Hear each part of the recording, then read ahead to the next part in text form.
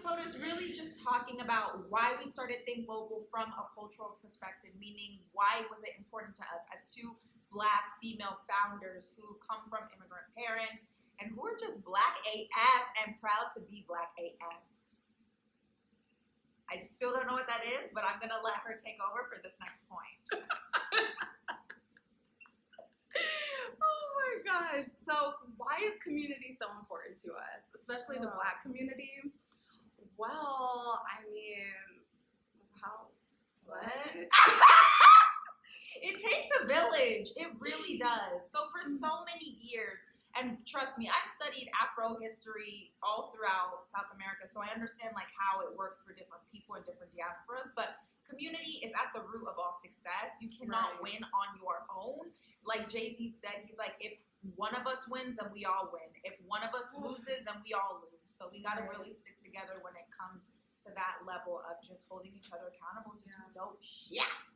Right. And so for us, I mean, especially being adult women now, and we see so many injustices within our communities, it's so important that we build the foundation for opportunity within communities that face so many injustices, and that's predominantly Black communities. And so building a space like Think Global will provide opportunities, endless opportunities for people to really create their own wealth, and that's the important part. We really want to get people out of the mindset of working for someone else and really working for the white man. I want so many other people, I want Black people to start thinking like, I can build my wealth, I can start building my wealth on a local level, but then I can see it growing to a global level, and that is so important to us.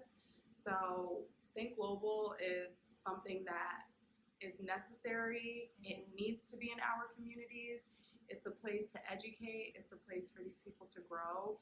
And it's a place for them to grow on a global level and see that, you know what, outside of my one-bedroom home where 5 or 6, 7, 8 people live, I can achieve anything. No, and I think that we were both really blessed to grow up in households that had a very high value for education and for creating your own path and creating your own wealth. And that was one of the first things that my dad taught me. He was like, okay, why are you in business? I said, oh, to help people. He said, no, why are you in business? I said, to make money. He's like, no, why are you in business? And I said, he's like, to build wealth.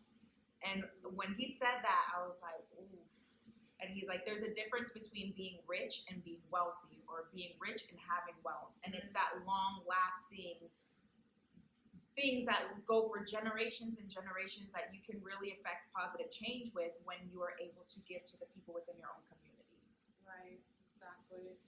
And my dad sent me a text message earlier this week. He was watching something and he likes to watch PBS. You know, people like to watch PBS. So, don't be calling dad old. He isn't. My dad's real cute, so don't try him.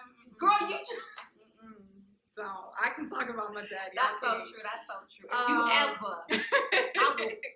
Yeah. Remember he was like,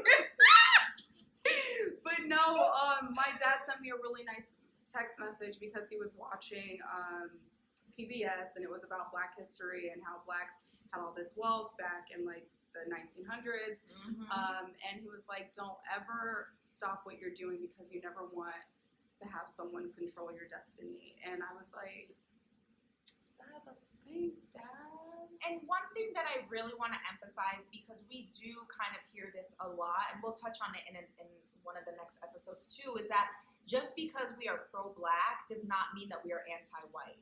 And that needs to be understood for people who may not just understand our culture. Like, we don't hate white people. That makes no sense. We love and accept everybody. However, we are advocates for Black and brown people, because being Black and brown, we know that we are some of the groups that are disadvantaged. For example, female founders of color get less than 1% of the $82 billion in venture capital funding. Like, things like that, this is one of the reasons why we're doing this, to give our people an opportunity to go and build for themselves so that they don't have to be in that statistic or become a statistic anymore. Right, exactly. And to piggyback off of that, It's going to take people like Janine and I that are ready to go to war to bring these resources to these communities. Because if no one else does the work, if no one else connects with these VC firms, with these other organizations, with the Google, real with estate Facebook, developers, then these opportunities won't be in the communities. So again, I think Global and any other company that hopes to be like us is so necessary in Black communities. And until we're global, we're not stopping. Oh, absolutely not. And even when we're global just means one additional country. Even when we're global, we're going to get globally global. Like, oh, y'all global. Like, yeah. And just to say, we're in a pandemic right now, but this has been an ongoing pandemic. Pandemic across the world. It's not just in the United States. And honestly, to be real, it's not just people of color that lack resources. It's a group of people that lack resources from all different ethnicities. People poverty stricken. Right, exactly. But it just happens to be, and I freaking hate that. Like when people talk about poverty, they automatically think about Blacks, and it's the most annoying thing ever. And so it's like, we're here to stay, okay? We ain't going nowhere, baby.